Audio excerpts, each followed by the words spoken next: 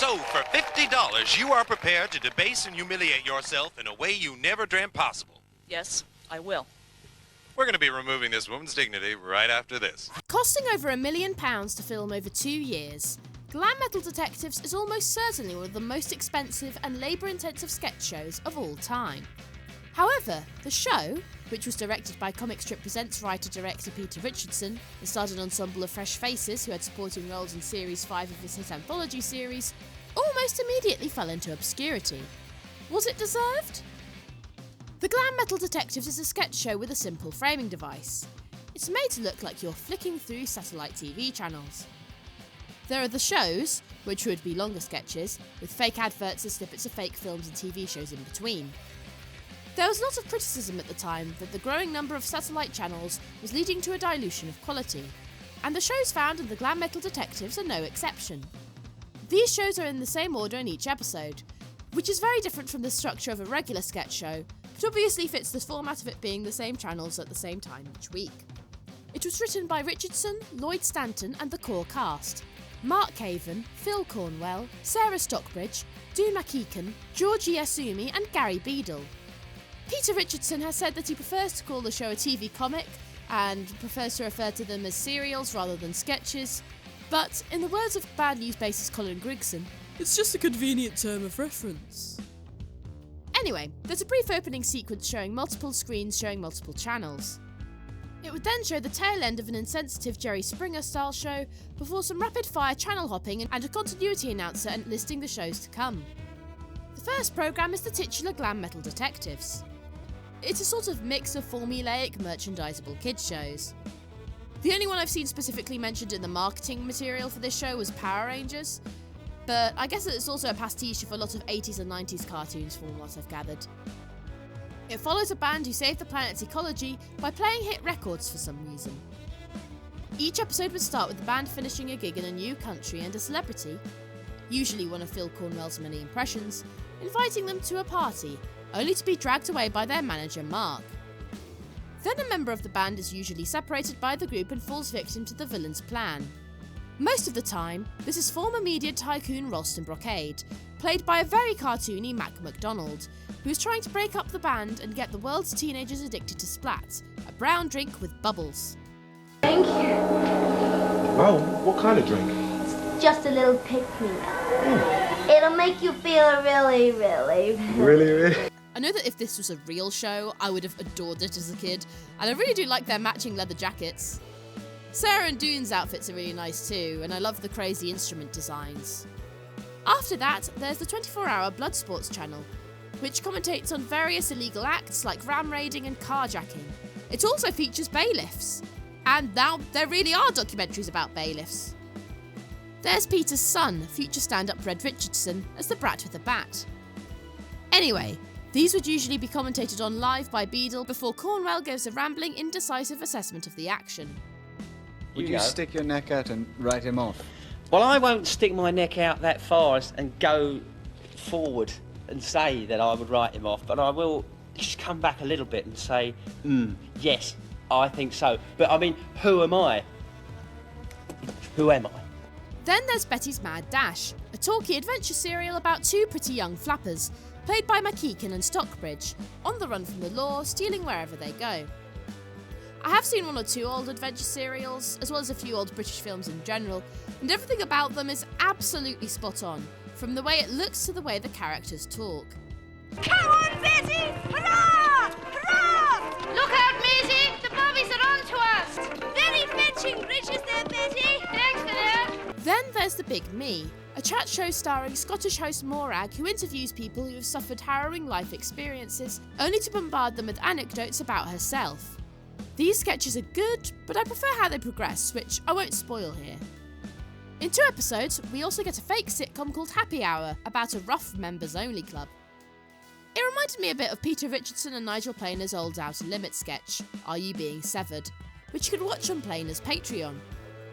They were good, but I didn't warm to them as much because they only appeared twice. Finally, there's Colin Corleone, which is about a young man living in a council flat with his parents, who has seen The Godfather so many times that he believes he is him. His sketches focus on him and his two goons taking a revenge on those who don't respect Colin's non-existent authority, such as his family or the guy at the job centre. How long have you known me? Since you was born. I'm your mother. Yeah, she's his mama. Yeah, she's his mother. That's what I said. Yeah, she's his mama. Hey, what's the matter with you? What's the matter with you? I said she's his mama. That's what I'm saying. She's his mama. Whilst this obviously parodies gangster movie conventions, the show itself doesn't feel like a fake show in the same way that the others do, if that makes sense. Maybe that's why they put it on towards the end of the show. It somehow still works in the ensemble though. I do enjoy them, although I realise that I haven't seen The Godfather. Pretty much every Film Bro film that everyone has seen, I have not seen at all. After a little more channel hopping, the episode ends with a preview of the next Glam Metal Detectives episode. I won't spoil the cutaway gags in between, but it's primarily ads. Some are for simple everyday things like bath plugs or ads made on a home video camera for a dodgy local business. There's also movie trailers starring Phil Cornwell as a miscast celebrity. Yeah! Oh, what a rogue and peasant slave am I, ain't I, eh? Nick Jagger is the Prince of Denmark. Alas, poor Keith. He's not well, is he, eh? In William Shakespeare's Hamlet. To be or not to be? What's that all about then, eh? I am the Prince of Denmark and I'm not having it. Now, it's the winter. All that discontent. My glorious summer by the son of York. His impressions are genuinely some of the best that I've ever seen. No one's Michael Caine even comes close. I might not be a bloody duke, but I'll tell you one thing. People like you really get up my bloody nose. There's also clips of other channels, including a B-movie channel, so we get glimpses of a different fake film each week between other sketches. The two main cast members who are probably the most recognisable are Phil Cornwell, an impressionist who I know from his role as Dave Clifton in I'm Alan Partridge, and Doon McKeekan, who has been in shows like The Day-to-Day, Smack the Pony and Toast of London. They are also the two who have the biggest roles in the comic strip going forward, as they are both part of the main ensemble in Sex Actually. They are all brilliant and display wonderful range, so it's a shame that the rest of them didn't have big careers afterwards. They've all kept working, but two of them don't even have their own Wikipedia pages. I only just noticed that I've actually reviewed a series Caven was in before. He was a supporting cast member in the Paramount comedy sketch show A Natural Acts, which I made a video on about a year ago. I was surprised at how versatile Sarah Stockbridge is in this. She's best known as a model who primarily worked with the late punk icon Vivienne Westwood, and has only had a few acting roles here and there. I'd only seen her in Series 5 of the comic strip, and in that, she primarily had the type of roles you would expect from a model-turned-actress, in which her looks are a factor, such as one of the intergalactic sirens of space virgins from the planet Sex. While she was good in those episodes, I was still impressed by her range here. She did hold her own in a strong cast. There's a handful of other lower-credited supporting players, most notable of which is David Schneider, who you'll most likely recognise from his supporting roles in things like The Day-to-Day and I'm Alan Partridge. He would also work with Richardson again, as he had a small role in Churchill the Hollywood Years. And removes the cross, the 13th century crucifix, and replaces it with a live chicken. There's also Lloyd Stanton, who co-wrote the show alongside Peter Richardson and the cast, who appears in a couple of episodes as Betty's teenage son, Denzil. Speaking of writers, future Friday Night Dinner writer, Robert Popper, worked on the show as a production assistant, one of his first jobs in the industry. The last couple of episodes are a bit darker, but that's a minor shift in the tone of a few sketches rather than anything drastic. It's fun to see how the serials evolve and interact during the show. I definitely recommend it to fans of the comic strip, as it is again Richardson doing a delicate balance of parody and pastiche, and he does it really well. I know I say this a lot on this channel, but this really is the definition of a hidden gem, and I adore it. It may have been an expensive show, but you really can see every penny on screen. It looks fantastic, and it's as visually perfect in its quality of parody as the writing and the acting. It reminded me a bit of the Peter Serafinowicz show, which came out about 15 years later and was similarly a show that consisted entirely of TV, film and advert parodies, but without the framing device or consistent quality. Actually, that show's script editor was Robert Popper. I imagine that it works better when broadcast at the same time each week rather than binging it. Obviously, binging it means that you get multiple opening titles back to back, which you might find kind of cozy, but you probably find it annoying. There's an unintended extra level of immersion to Glam Metal Detectives because only the first 3 episodes were released on VHS, so it's only available on YouTube as either VHS rips of that or recordings of the original broadcast. As you may know, I've covered 2 shows that were exclusive to satellite channels, which are also only available as VHS rips of the original broadcast uploaded to YouTube. If you'd like to see them get a high quality release on streaming or Blu-ray or something, let me know in the comments below. So, why did it fail? I imagine that part of the downfall of the show is that it was difficult to explain in marketing material. Have you ever tried explaining Garth Marenghi's Dark Place to someone? It's a show about a show that's not a real show, that's so bad it's good, but it's not a real show, but that's so bad it's good, it's made to look like that on purpose. And then there's also a documentary, but it's not a real one, it's a fake one where the actors play the characters who are in the actors. Dark Place similarly flopped when it first came out. The Glam Metal Detectives is an easier concept to explain, but it still only had a few seconds to get the message across in TV spots, which at the time were often a single clip of an upcoming episode. Then there's the performance of the titular band on the TV chart show Top of the Pops. I'm guessing they were trying to replicate what the comic strip had done promoting Bad News Tour on the Tube over a decade earlier, where they lip-synced to performance before getting into an argument and breaking up live on air.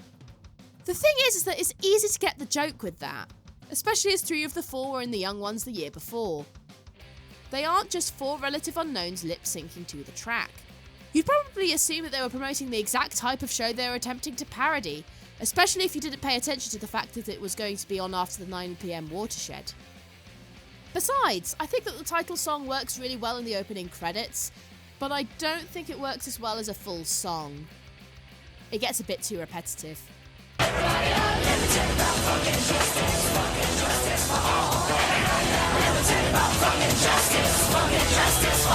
Also, fun fact, Richardson's friend Jeff Beck plays the guitar on this track and makes a cameo in the final episode.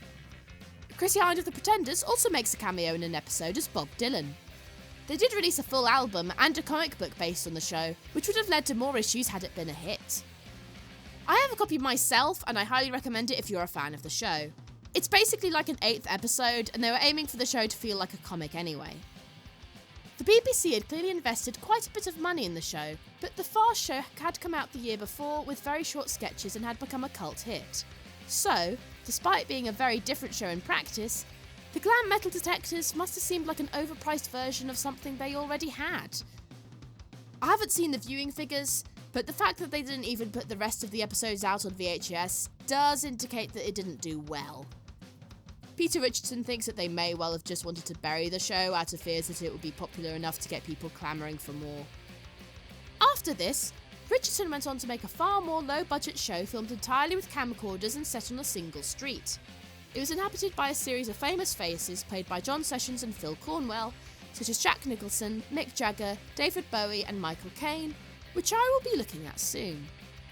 And if you're unfamiliar with Richardson's work on the comic strip, then you can watch my brief review of the whole series right here. See you soon! You ought to get a haircut, they won't let you in Disneyland.